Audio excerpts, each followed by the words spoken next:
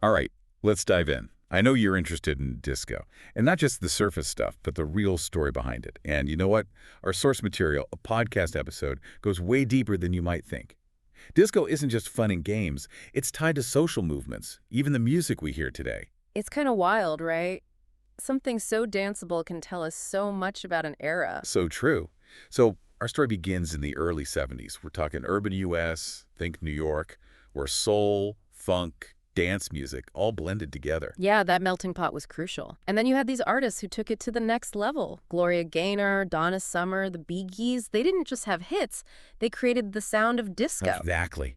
And it is such a distinct sound. What made it so unique, so captivating? Think layers like a sonic tapestry. You've got strings, brass, then electric piano, synthesizers, all building this vibe. So like a delicious cake, each ingredient adds to the flavor, makes you want to dance.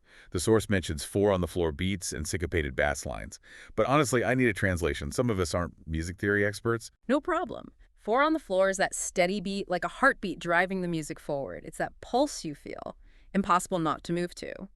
And syncopated bass line, that's the fun part. It's like an unexpected skip in the rhythm, gives it that extra bounce. Oh, that makes way more sense. Uh-huh. So we've got the layered sound, the irresistible beat. But how did disco go from underground clubs to, like, global phenomenon? Well, the mid to late 70s were huge. You had places like Studio 54, these iconic nightclubs becoming cultural centers. And then those massive hits, Stayin' Alive, I Will Survive, they defined the era. Those songs are still instant party starters. But the source highlights Saturday Night Fever as a turning point. How did that one movie change disco's path? Saturday Night Fever, with John Travolta, Bee Gees soundtrack, it blew up in 77. It took disco from a niche thing to the mainstream. Everyone knew about it. And you can't forget the fashion. Those looks were impossible to ignore. What was the message behind all the flash, the platforms, those crazy hairstyles? It was an extension of the music itself. Bold, expressive, like owning your glamour. It was about breaking free from what was expected, being yourself. So it was more than just looking good. It was a statement, a celebration of who you are. But there's more to disco than music and fashion, right? Yeah. There's a deeper cultural impact. Oh, absolutely. Disco was a force, especially for communities who weren't always accepted. How did disco become a haven, especially for those communities? Seems like an unexpected connection. Well, think about the time period, the U.S. in the 70s, civil rights movement, Vietnam War, LGBTQ plus rights. There was so much happening.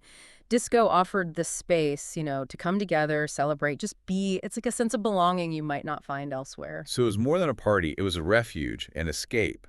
And the dance floor itself, that played a big part, didn't it? Totally.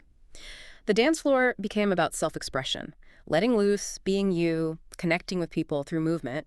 You had new styles popping up, like the hustle, all about freedom, individuality, and especially for the LGBTQ plus community, disco was a haven. It's like, finally, a place to celebrate who you are, find that acceptance. That's powerful stuff. Disco wasn't just the music, the dancing. It was about creating community. The source mentions disco songs often had messages of empowerment, freedom. Can you give us some examples of how that played out in the actual music? Oh, for sure. Think about I Will Survive by Gloria Gaynor. On the surface, it's a total dance floor banger. But the lyrics, they're about resilience, standing on your own 2 feet. That resonated so strongly with women, the LGBTQ plus community, anyone fighting for equality. It became an anthem, for anyone who'd been knocked down but refused to stay down. Wow. I never thought about I Will Survive like that, but it's so true. Are there other songs that carry that same message? Tons. Even Stayin' Alive by the Bee Gees. You might think it's just a fun track, but it's about perseverance, overcoming obstacles. Those lyrics about holding on, fighting for what you believe in, they hit home for a lot of people. People facing personal struggles, political battles, it spoke to them. Music is amazing like that, right? Yeah. It can be personal and collective at the same time. Disco wasn't just a soundtrack for dancing. It was a soundtrack for change, a way to give voice to those who were being ignored. I'm seriously seeing disco in a whole new light now. That's what's so cool about it, right? It's multi-layered. On the surface, it's fun, carefree, but underneath, it's got this depth, this impact. We've talked about disco's rise, its influence on music, fashion, its role as a haven, but the source also mentions a backlash, the whole disco sucks movement. What happened there? Why did something so unifying face such opposition? Well, like anything that shakes things up, disco had its critics. Some found it too commercial, too repetitive, even a threat to rock music. But it wasn't just about taste in music. There was something deeper going on. So there were other factors beyond just disliking the sound. Exactly. There were undercurrents of racism, homophobia tied into that disco sucks thing because disco was connected to Black communities, LGBTQ plus communities. The backlash got ugly. It became a way to express prejudice, push back against the changes happening. So disco's success in creating inclusivity, that's what fueled the backlash against it. It's like progress isn't always a straight line. There's resistance to change. Did this backlash kill disco? Did it just end? It's true, disco sucks hurt disco's mainstream popularity by the late 70s. But to say disco died completely, that misses the point. So despite the negativity, disco's spirit lived on. You got it. Disco may have faded from the top 40, but its influence is everywhere. I'm thinking about Daft Punk, Kylie Minogue, Dua Lipa. They've all used disco elements. What is it about disco that keeps drawing artists back decades later? Disco just has this energy, you know? That beat, the melodies, it makes you want to move. It's timeless. And I think that's what draws artists in. They want that same joy, that freedom. It's interesting though, right? Disco came from a very specific time. Yeah. It reflected all those changes in the 70s. But the message, the freedom, the self-expression, that feels relevant even now. Do you think that's part of why it's still so appealing? Totally. Disco is about breaking down walls, being yourself, celebrating everyone. Those themes, they speak to people across generations. And when you add music that's just fun to listen to dance to, no wonder it keeps coming back. Earlier, we were talking about the dance floor as this space for self-expression.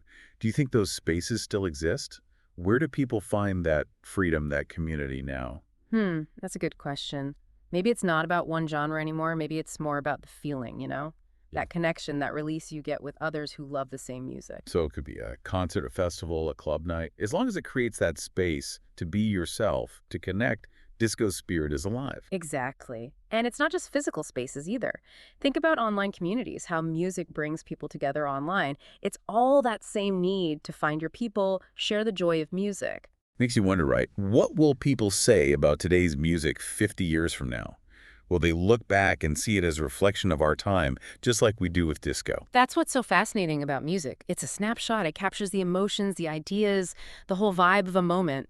So yeah, I think future generations will hear our music. And they'll hear our hopes, our fears, our struggles, all of it. Wow, that's pretty profound. So as we wrap up this deep dive into disco, what's the one takeaway you hope our listener gets? I hope they hear disco differently, not just as a throwback, but as this living genre. It's a part of history. Disco shows how music can be more than just entertainment. It can spark change, empower people, build communities. It reflects who we are. I love that. So to our listeners, next time you hear that disco beat, remember, it's more than just a catchy tune. It's a story about culture, about movements, about the power music has to bring us together. And hey, maybe it'll even get you out on the dance floor. Thanks for joining us on this groovy journey.